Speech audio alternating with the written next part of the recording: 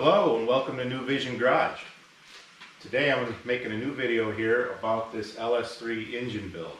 I posted a video, but I lost all my clips except for the bottom end. So had some critics out there, Steve, and said maybe videos are not for me. Well, we all can't be Derek Beery, okay? There's that. And second, yeah, I'm not an expert. So at any rate, I figured I'd make a second video on the motor and tell you more about it. Motor, engine, we'll go with engine. So this engine started life as a marketplace buy.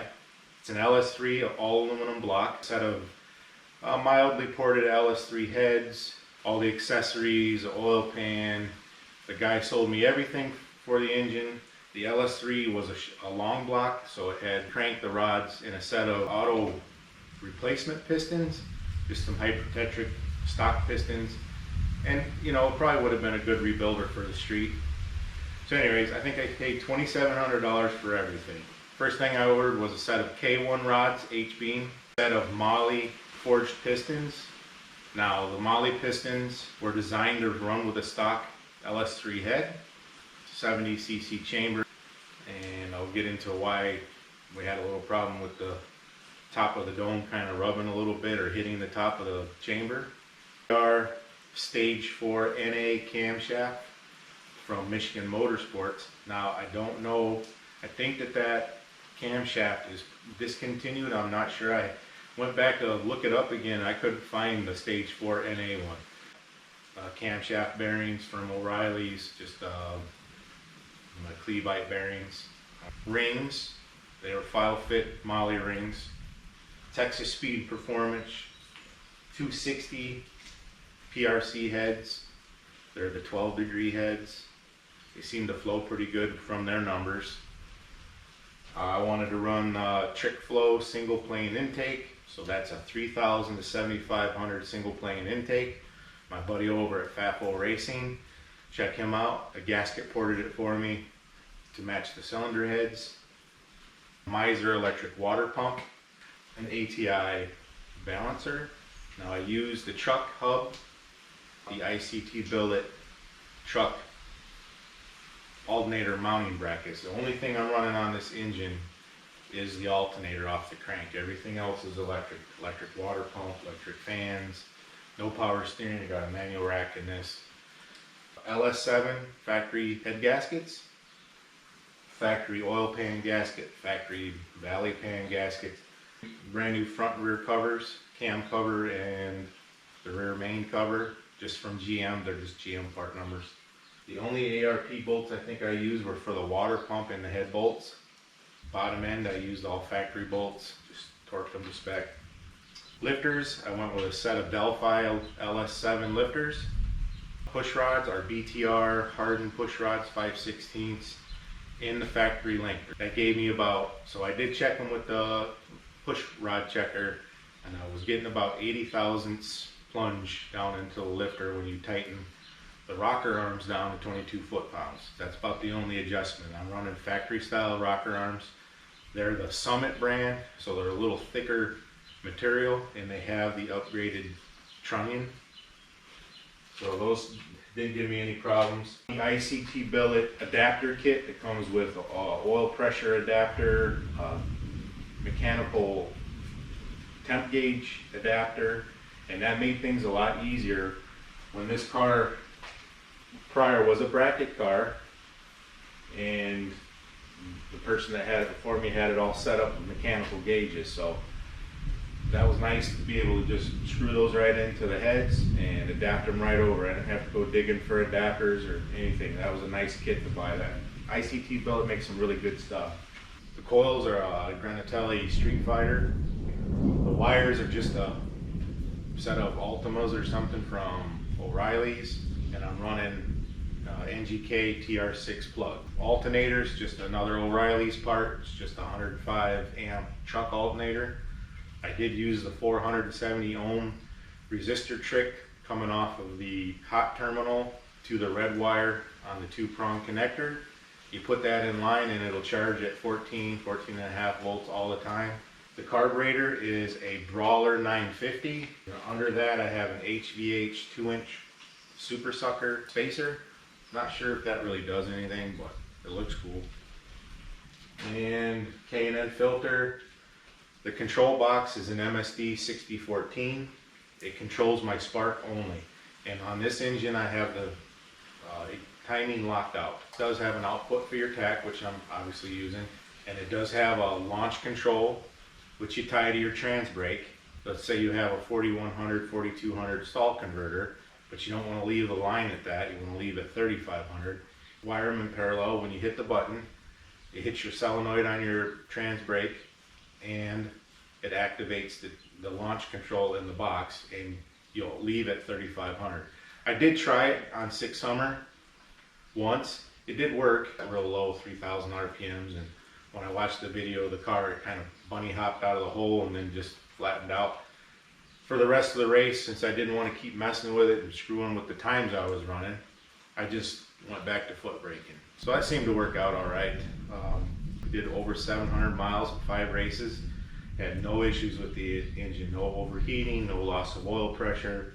This motor probably makes right around 700 horsepower. Behind the motor I have a Summit 9.5-inch 4100 stall converter with a FTI Turbo 400 with the manual valve body. So it's the reverse shift. That seemed to work well. It did get a little warm on going up and down the hills on the route. Got up to about 200, but cooled right off once you get back on the flat. But I was pulling a U-Haul trailer, if you watch some of my videos. So the U-Haul trailer weighs 850 by itself, and I probably had 600 pounds of stuff in there. So, you know, it did pretty well. Out back of this car is a Ford 9-inch Moser with a 411 gear. It's not the right gear for this car. This car needs more gear. The best we ran all week was an 11.0 at 123. I had some more RPM to go, so I think this car would go high 9s with the right gearing. 11.0, we were right there in the 1090 range, I think. And, you know, during 6 Summer it was really warm. The only testing I got on this was the race itself. So I literally finished this car the day before the race. My first drive in this car was hooking the trailer up to it and heading towards Illinois to Byron. Only one issue I did have with this early on was it would rev to 3,500, 4,000. Beautiful, idle's beautiful. But when you would nail it to the floor and get up around that 4,500 RPM range, it'd start popping, missing. And everyone's like, well, I think it's your timing.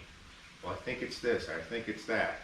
And initially I thought it was the coils. I had truck coils on here, and that may have been the issue initially.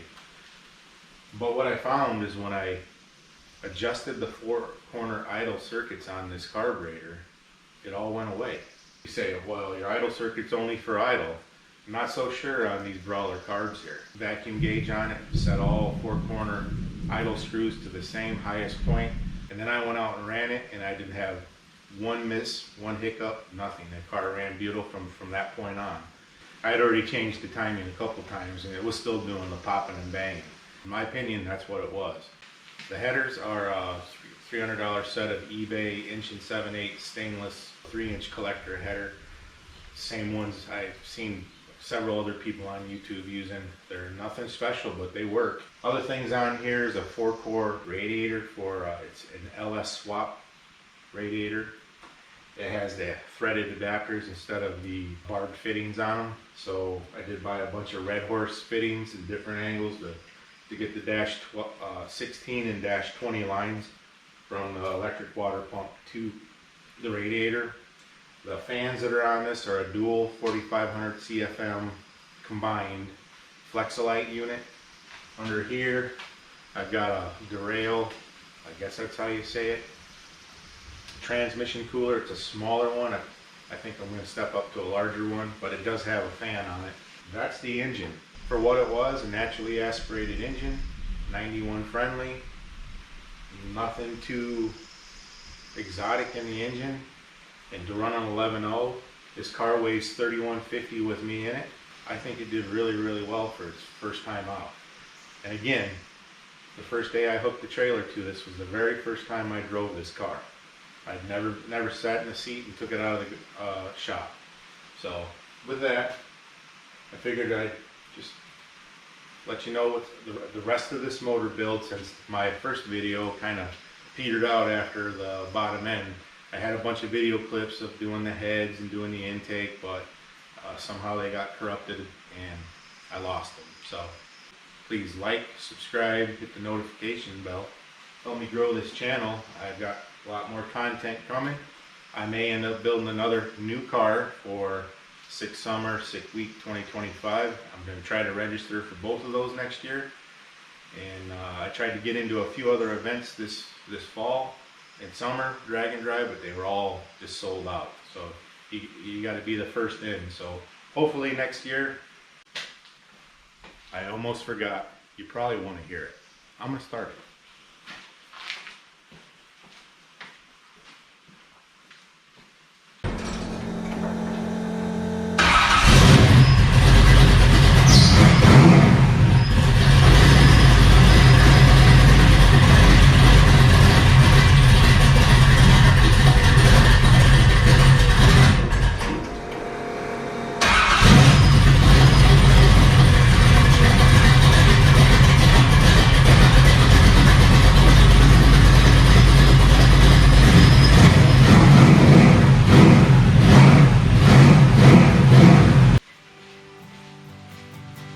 Yep, she's a bit rowdy. Those are flow masters. Okay, we'll see you next time.